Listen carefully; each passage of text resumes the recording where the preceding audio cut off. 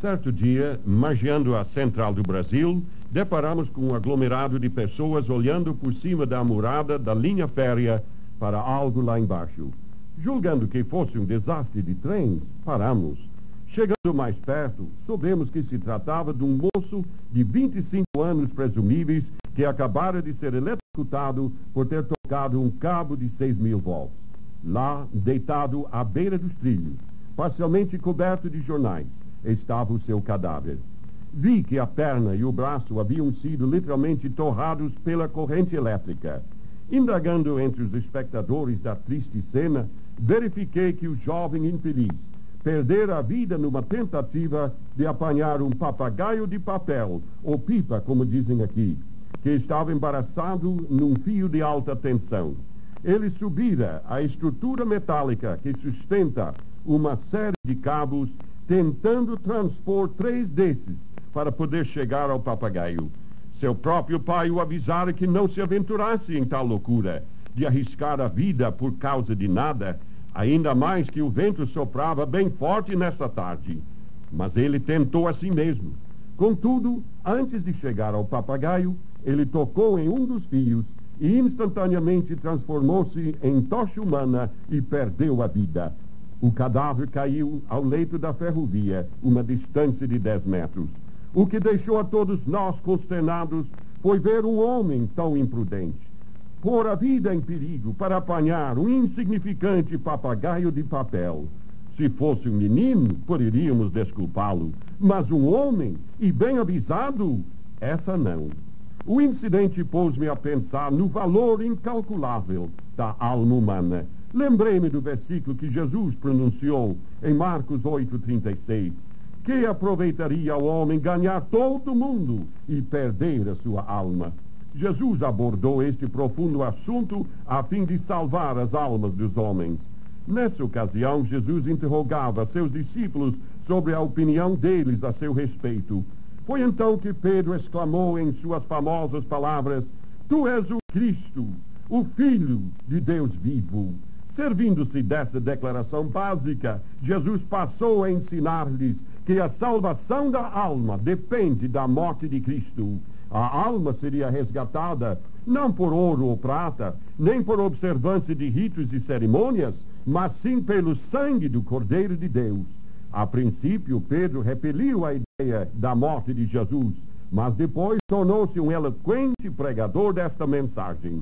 Na mesma ocasião, Jesus disse: qualquer que quiser salvar a sua vida, isto é, viver de acordo com a carne e o mundo, perdê-la. Mas qualquer que perder a sua vida, isto é, entregar a sua alma nas mãos do Senhor e aceitar a redenção efetuada no Calvário, por amor de mim e do Evangelho, esse a salvará. As palavras por amor de mim indicam que a salvação da alma depende exclusivamente da nossa relação pessoal com Cristo. Não há outro Salvador. É muito importante notar também que é o homem que decide o seu próprio destino, por aceitar ou rejeitar a oferta de Cristo.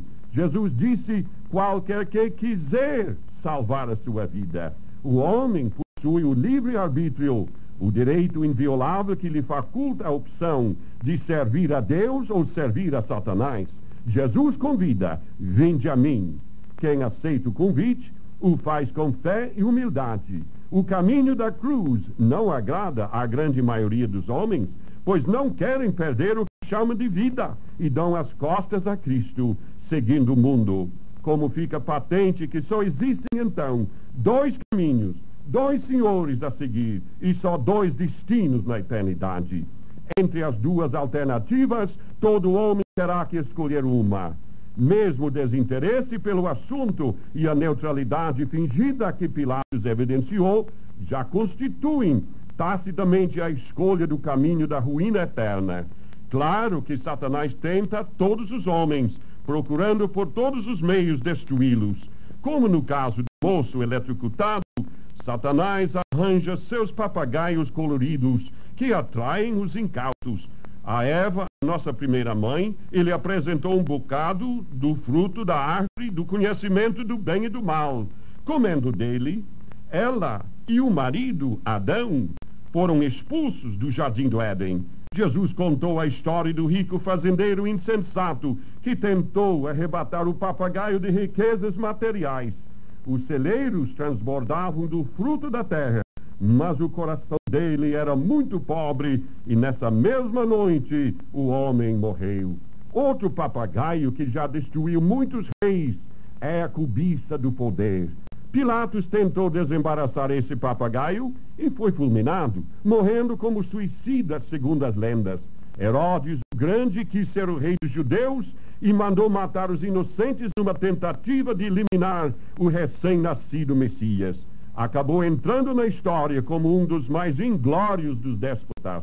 Um outro rei, Herodes, teve a coragem de aceitar as honras pertencentes só a Deus e morreu comido de bichos. Atos capítulo 12, versículos 21 a 23. Belsazar, o ímpio e blasfemo jovem rei babilônico, também desejou muito apanhar o papagaio da glória do mundo, mas na noite do banquete foi morto. O prazer sexual não deixa de ser outro papagaio bastante atraente, em busca do qual multidões inumeráveis já foram fulminadas pela justiça divina, que continua afirmando: não adulterarás.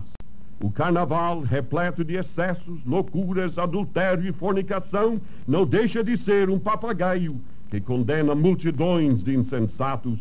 O homossexualismo foi o grande pecado de Sodoma e Gomorra, pecado que levou Deus a destruí-la com fogo e enxofre. Deus não se deixa escarnecer, porque tudo que o homem semear, isso também ceifará, porque o que semeia na sua carne, da carne ceifará corrupção. Lemos em Gálatas capítulo 6, versículos 7 e 8. Os antediluvianos, o rei Saul, os reis Herodes, os adeptos de falsas religiões imorais, todos ceifaram a morte. A mesma sorte está reservada para aqueles que assim vivem no dia de hoje. A Bíblia diz: como aos homens está ordenado morrerem uma vez, vindo depois disso o juízo. Hebreus 9, versículo 27.